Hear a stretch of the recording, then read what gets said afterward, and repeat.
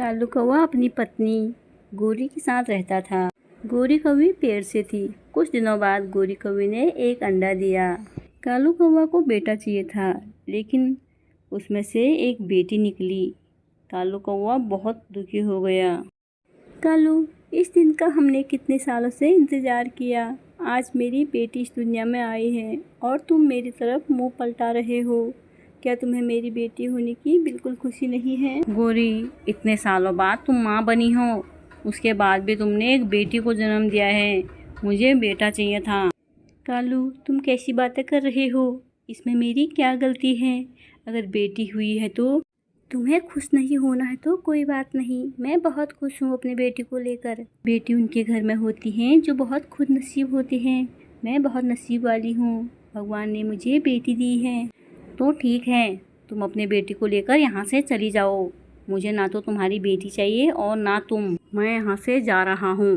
तुम्हें जो करना है करो, जैसे रहना है रहो। यह बोलकर कालू कौवा वहाँ से चला जाता है। लाडू, मेरी बच्ची, मैं तुम्हारे लिए भोजन लेने जा रही हूँ। मैं जल्दी ही वापस आऊँगी। तुम अपना ध्यान रखना। गोरी वहाँ से चली जाती है। रास्ते में उसको बुलबुल दिखाई देती है। उसके पास चली जाती है। गोरी, मैंने सुना कि कल तुम्हारे बेटी हुई है। हाँ बुलबुल बहन, मेरी बेटी हुई है, इसीलिए मैं उसके लिए भोजन के तलाश में यहाँ तक आई हूँ। मुझे भोजन ले जाना है अपनी बच्ची के लिए, वह भूखी है। गोरी बहन, क्या कालू भैया भोजन नहीं लाते हैं? बुलबुल बहन, जब से मेरी बेटी हुई है कालू हमसे बहुत नाराज़ है। उसे लगता है इसकी बेटी हुई है, इसलिए वो हमारे लिए भोजन लाने नहीं गया। पता नहीं कहाँ चला गया। देखो गोरी, तुम चिंता मत करो, सब ठीक हो जाएगा। इतने ही देर में वहाँ टोनी चिड़िया भी पहुँच जाती हैं। क्या हुआ गोरी बहन, तुम ऐसे रो क्यों रही हो? मत रो। टोनी बहन, मैं तुम्हें क्या बताऊँ, कालू मुझसे बहुत नाराज़ है कि उसे लगता है इसकी बेटी हुई है। अब मैं क्या करूँ? ये मेरे हाथ में थोड़ा है बेटा बेटी, ये तो ऊपर वाले की देन है।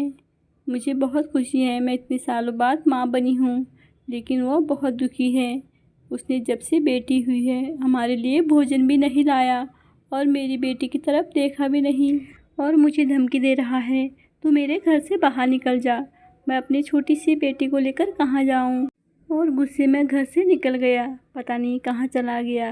अब मैं अपनी बेटी को अकेले छोड़कर भोजन की तलाश में यहाँ तक आई हूँ। मेरे आंसू रुक नहीं रहे हैं। मैं क्या करूँ? आप ही मुझे बताओ, मैं क्या करूँ? गोरी बहन, तुम ऐसे रो मत। बुलबुल बहन, मैं कैसे ना रोऊँ? मैं जितना भी सोचती हूँ कि मैं रोऊँ ना, और मेरे आंसू अपने आप निकल जा रहे हैं। गोरी बहन, रोने से कोई फ़ायदा नहीं होने वाला। गोरी बहन, तुम रो मत। रोना अच्छी बात नहीं है।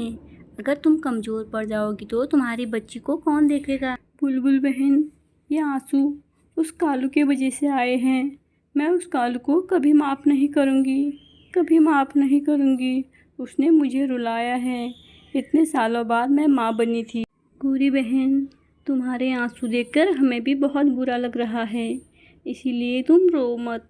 तुम अपने बच्ची के लिए भोजन ढूंढो। यह कहकर बुलबुल वहाँ से चली जाती है। जाते जाते बुलबुल को रास्ते में कालू मिलता है। कालू भैया, तुम गोरी को इतना परेशान क्यों कर रहे हो?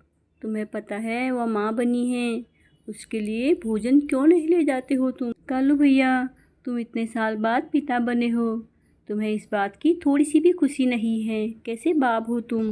बुलबुल, लगता है तुम्हें गोरी ने भेजा है। तुम्हें हम दोनों से दूर रहना चाहिए, वरना तुम भी पछताओगी। अभी भी बोल देता हूँ, तुम हमसे दूर रहा करो। मुझे अब गोरी की कोई ज़रूरत नहीं है। मुझे चंपा मिल गई है। मैं चंपा के साथ ही रहूँगा, चाहे कुछ भी हो जाए। कालू भैया, तुम बहुत बुरे हो। हाँ हूँ मैं बुरा। तुम्हें जो सोचना है सोचो, मुझे कोई मतलब नहीं है तुमसे। और कालू कौवा वहाँ से सीधा चला जाता है और चंपा कौवी को घर लेकर आ जाता है। चंपा, मेरे घर में तुम्हारा स्वागत है। तुम्हें मेरा घर कैसा लग रहा है? कालू, तुम्हारा घर अच्छा है, लेकिन मुझे बहुत तेज़ भूख लगी है। चंपा को वहाँ पहुँचे हुए 1 घंटा भी नहीं हुआ था, लेकिन वो खाने के लिए बोलने लगी। कालू, क्या तुमने घर में कुछ नहीं रखा खाने के लिए? तुम कैसे हो?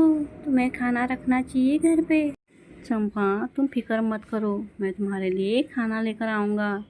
और कालू कौवा दाना लेने चला गया। उसको रास्ते में 2 गेहूं की बाली मिली। उसको लेकर वापस आ गया।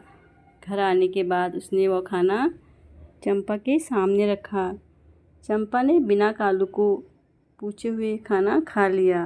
कालू को बहुत गुस्सा आया। कालू चंपा के हरकतों को देखकर बहुत परेशान हो गया। ये मैं कहाँ फंस गया?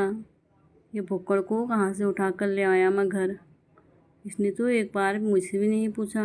अगर ये रोज़ ऐसे करती रही मैं तो भूखा मर जाऊंगा। कालू, तुम चुप क्यों हो गई हो और अपने मन में क्या सोच रहे हो? चंपा, मैं कुछ नहीं सोच रहा हूँ। कालू, मुझे बहुत भूख लगी है, मेरे लिए कुछ अच्छा खाने के लिए लेके आओ। मुझसे अब भूख से रहा नहीं जा रहा है। मुझे यहाँ आए हुए 2 दिन हुए हैं, तुमने मुझे अच्छा खाना कभी भी नहीं खिलाया। क्या कहा? अच्छा खाना नहीं खिलाया? 2 दिन से मैं जो भी खाना लेकर आ रहा हूँ तो अकेले खा जा रही है और आज बोल रही है कि मुझे अच्छा खाना नहीं खिलाया। मुझे तेरे साथ नहीं रहना है, तू यहाँ से चली जा। मैंने अपनी गोरी को छोड़कर बहुत बड़ी गलती करी, मुझसे तेरे साथ नहीं रहा जाएगा। मैं यहाँ से जा रहा हूँ, जब तू जाएगी तभी मैं वापस घर आऊँगा। यह बोलकर कालू कौवा वहाँ से चला गया। गोरी बहन, मैंने तेरे पति को 2 दिन में ऐसे सबक सिखाया है, वो अब कभी तुम्हें छोड़ने की बात नहीं करेगा। तुम जाओ अपने घर, अपने बच्चे को लेकर अच्छे से खुशी खुशी रहो। और गोरी वापस वहाँ से अपने घर की तरफ आ गई। लाडू, अब हम अपने घर आ गए हैं और तुम यहाँ अच्छे से रहो। तभी वहाँ कालू कौवा भी पहुँच गया। गोरी, हो सके तो मुझे माफ़ कर दो, मुझसे बहुत बड़ी गलती हो गई है। आज के बाद मेरी बच्ची और तुम मैं एक साथ रहेंगे, हमारे बीच में कोई तीसरा नहीं आएगा। कोई बात नहीं कालू, तुम्हें अपनी गलती का एहसास हो गया है, मेरे लिए यही काफ़ी है। यह कहानी हमें यह बताती है कि हमें अपने बच्चों पर भेदभाव नहीं करना चाहिए। लड़का हो या लड़की, हमें सबको एक ही सम्मान देना चाहिए और एक ही नज़र से देखना चाहिए। कालू और उसके बच्चे खुशी खुशी रहने लगे। अगर आपको हमारी ये कहानी अच्छी लगी तो वीडियो को लाइक, चैनल को सब्सक्राइब ज़रूर करना। फिर मिलते हैं एक नई कहानी के साथ। Thank you.